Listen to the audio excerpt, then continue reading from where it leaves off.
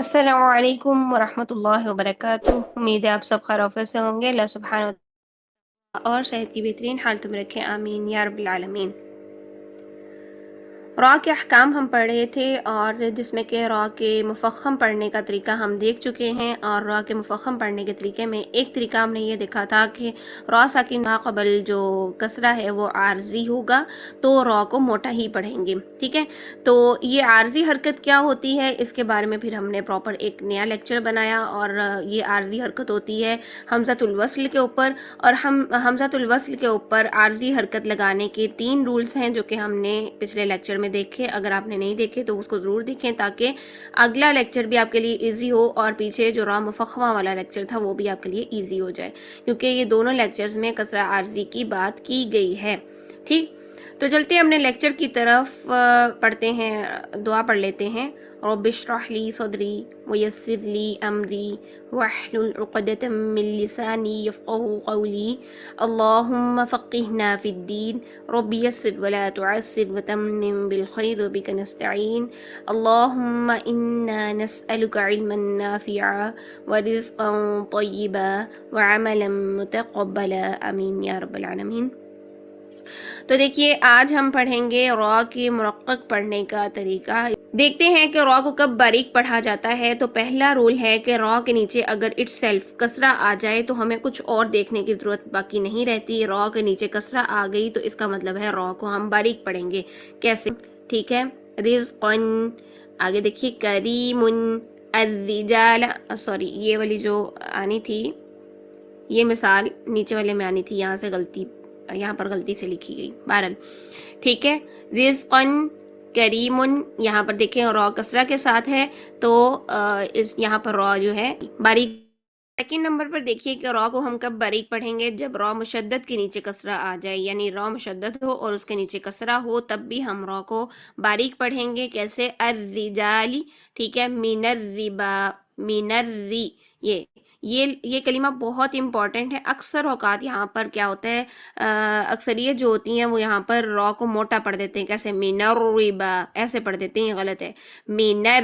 نر، پہلا را بھی باریک رکھیں، یعنی را کی مشدد کے اندر 2 را ہیں، پہلا را ساکن ہے، دوسرا کسرہ والا ہے۔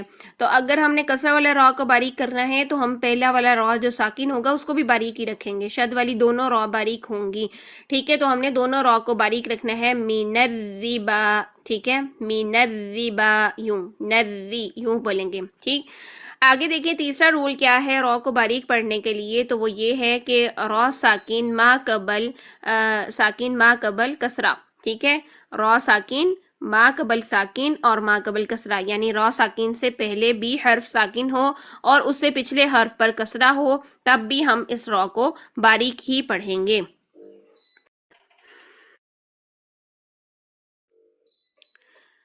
تو نیکسٹ دیکھیے، اب ہم نے دیکھا کہ را ساکن ما قبل ساکن اور ما قبل کسرہ ہو تب بھی ہم را کو باریک پڑھیں گے۔ تو یہاں پر دیکھیے ہم نے را کو ساکن کرنا ہے، اس سے پچھلا حرف بھی ساکن ہے اور اس سے پچھلے حرف پر کسرہ ہے، تب ہم اس را کو باریک ہی پڑھیں گے۔ کیسے؟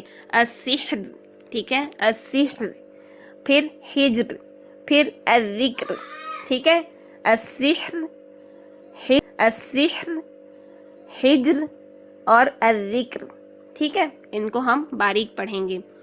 آگے چلتے ہیں، چوتھا رول ہمارا کیا ہے کہ را ساکن سے پہلے اگر یا ساکن آ جائے، بس یہیں تک رول رکھ لیں، ٹھیک ہے۔ را ساکن سے پہلے یا ساکن آ جائے تو دیٹس اٹ، یہ را جو ہے یہ باریک پڑھی جائے گی۔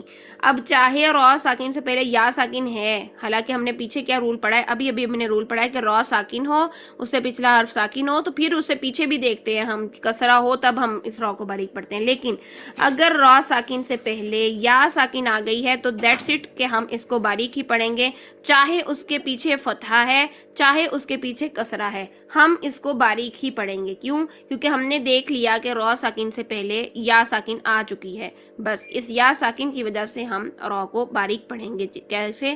یہاں پر دیکھیے یا ساکن ہے اور اس سے پیچھے کسرہ ہے، ٹھیک ہے، را ساکن سے پیچھے یا ساکن اور اس سے پیچھے کسرہ، ٹھیک۔ قدیر، را ساکن کرتے ہوئے اس کو ہم باریک پڑھیں گے۔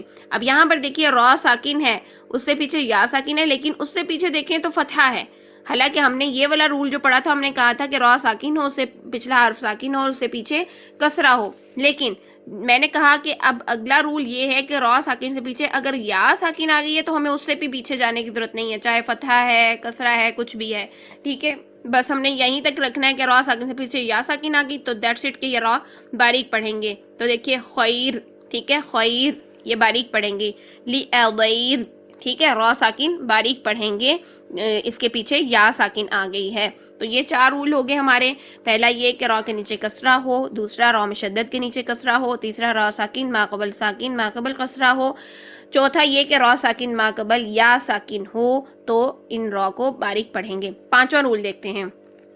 پانچواں رول یہ ہے کہ را ساکن سے پہلے کسرہ ہو، لیکن 3 کنڈیشنز ہیں جو کہ تینوں کنڈیشنز ہم نے مفخم را میں پڑھی تھیں، اور یہ تینوں کنڈیشنز را کو موٹی پڑھنے والی تھیں. تو اس کے اپوزٹ کنڈیشن ہم یہاں پر لے کر آئے ہیں کہ یہ کنڈیشنز موٹی را والی نہ ہوں تو پھر یہ را باریک ہوگی. را ساکن سے پہلے کسرہ ہو، لیکن وہ کسرہ اصلی ہونا چاہیے، کسرہ عارضی نہ ہو. اگر وہ کسرہ عارضی ہوا تو ہم نے پڑھا تھا را ساکن سے پہلے کسرہ عارضی ہو تو وہ را موٹی پڑی جائے گی. تو ہم نے یہاں پر کہا ہے کہ را ساکن سے پہلے کسرہ جو ہے وہ اصلی ہو، ٹھیک ہے. اس کے بعد آپ دیکھیں دوسرا پوائنٹ اس کا کیا ہے کہ را ساکن سے پہلے جو کسرہ ہے وہ ایک ہی کلمے میں ہونی چاہیے، پچھلے کلمے میں یعنی الگ کلمے میں نہیں ہونی چاہیے. جیسے ہم نے را مفخم کے لیے پڑھا تھا ربی ارجعون، یعنی ربی الگ کلمہ ہے، ارجعون الگ کلمہ ہے. تو را ساکن سے پہلے جو کسرہ ہے وہ پچھلے کلمے میں ہے یعنی الگ کلمے میں ہے تو یہ را موٹی پڑی جائے گی. اگر را ساکن سے پہلے کسرہ جو ہے وہ ایک ہی کلمے میں ہے تب یہ را باریک پڑی جائے گی. تو ہم نے اس کے اپوزٹ کنڈیشن لے لی جو کہ را مفخم کی اپوزٹ کنڈیشن تھی کہ را ساکن سے پہلے جو کسرہ ہے وہ ایک ہی کلمے میں ہونی چاہیے تو یہ را باریک پڑھیں گے. پھر تیسری کنڈیشن کیا ہے کہ را ساکن کے بعد یعنی را ساکن سے پہلے کسرہ ہے لیکن اس کے بعد حروف مستعلیہ ایک کلمے میں نہ ہو. تو یہ کنڈیشن، اس کے اپوزٹ کنڈیشن ہم نے کہاں پڑھی تھی؟ را مفخمہ میں، کہ را ساکن ما قبل کسرہ اور ما بعد حروف مستعلیہ اگر ایک ہی کلمے میں ہوں تو وہ را موٹی پڑھی جائے گی، ٹھیک ہے. تو یہ ساری کنڈیشنز جو کہ را مفخمہ کی ہیں اس کے اپوزٹ ہم نے یہاں پر را مرقق کی لے کر آئے ہیں کہ اگر یہ کنڈیشنز تینوں نہیں ہوں گی را ساکن سے پہلے کسرہ کی تو پھر ہم اس را کو باریک پڑھیں گے، ٹھیک ہے. یہ کنڈیشن میں سے اگر کوئی کنڈیشن بن گئی یعنی یہ کنڈیشن کا مطلب ہے کہ اس کے اپوزٹ کنڈیشن یعنی کسرہ عارضی ہوگا تو را موٹی ہوگی، کسرہ پچھلے کلمے میں ہوگا تو را موٹی ہوگی، را ساکن ما قبل کسرہ اور ما بعد حروف مستعلیہ ایک ہی کلمے میں ہوگا تو را موٹی ہوگی، ٹھیک ہے، اور اس کے اپوزٹ ہوں گے تو پھر را باریک ہو جائے گی، ٹھیک ہے.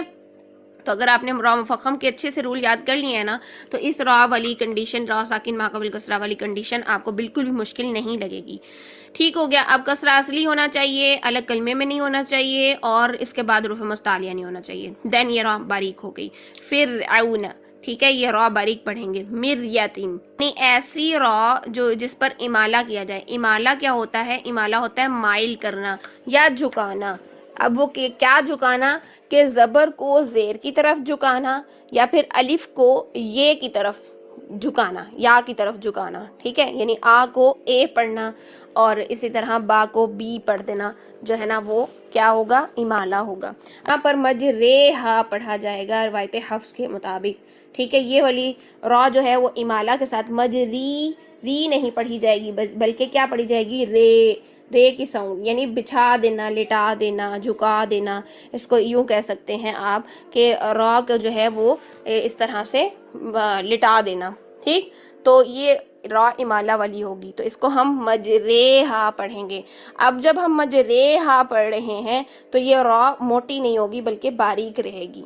تو را ممالہ یعنی امالہ والی را بھی باریک ہی پڑھیں گے، ٹھیک. ہم نے پڑھا تھا را مفخمہ میں کہ را مرمہ مضمومہ، ٹھیک ہے، یعنی ایسی را جس پر ایسی پیش والی را جس پر جو ہے نا وہ وقف کیا جائے روم کے ساتھ تو ہم اس کو موٹی پڑھیں گے. کیوں؟ کیونکہ وہاں پر مضمومہ تھا، پیش تھی، تو پیش والی را تو ویسے ہی موٹی ہوتی ہے، تو اگر وہ روم کے ساتھ وقف کرتے ہوئے پڑھ رہے تھے تو وہ موٹی ہی ہونی تھی. اب یہاں پر کیا بات ہو رہی ہے کہ مرامہ مکسورہ یعنی روم جو ہوتا ہے، میں نے آپ کو پچھلے لیکچر میں بھی بتایا تھا جب ہم نے موٹی را کو پڑھنے کا یہ والا طریقہ پڑھا تھا کہ وقف بالروم یہ ہوتا ہے کہ پوری طرح حرف کو ساکن نہیں کرنا بلکہ اس کی 1/3 حرکت پڑھی جاتی ہے، تو یہ حرف ساکن نہیں رہتا ہے بلکہ اس کی حرکت پڑھی جاری ہوتی ہے، اتنی لائٹ پڑھی جاری ہوتی ہے کہ پاس بیٹھے ہوئے کو سنائی دیتی ہے، ٹھیک ہے۔ تو مرامہ مکسورہ یعنی یہ جو وقف بالروم ہے یہ پیش اور زیر یہ دونوں پر ہوتا ہے، ٹھیک ہے۔ اب ظاہری بات ہے اگر وہ پیش کے ساتھ پڑھی جا رہی تو پیش والی ساری کنڈیشنز ہم نے کہا تھا کہ موٹی پڑھی جاتی ہیں را کی، اور زیر کے ساتھ پڑھی جاتی ہے تو زیر والی را جو ہوتی ہے وہ ویسے ہی باریک پڑھی جاتی ہے۔ تو اگر ہم اس کی 1/3 حرکت بھی ادا کر رہے ہیں تو اس پر وہی رول اپلائی ہوگا نا جو اس کے پوری حرکت پڑھنے پہ اپلائی ہو رہا تھا۔ تو اسی طرح را مرامہ مکسورہ یعنی زیر والی را جب وقف بالروم کے ساتھ پڑھی جاتی ہے، یعنی روم کے ساتھ جب اس پر وقف کیا جاتا ہے، اس کی 1/3 حرکت پڑھی جاتی ہے، تب بھی یہ را باریک ہوگی۔ کیسے؟ والفجر دی، ہلکی سی لائٹ سی پڑھیں گے اس کو حرکت کو تو یہ را باریک ہی پڑھی جائے گی۔ کیوں؟ کیونکہ ہم اس کی حرکت پڑھ رہے ہیں، اور وہ حرکت کون سی ہے؟ وہ ہے کسرہ کی حرکت، ٹھیک ہے۔ تو یہ تھے را کو باریک پڑھنے کے رولز۔ ابھی تک یہاں تک آپ کو سمجھ آ گئی ہے، پھر ہم آگے چلیں۔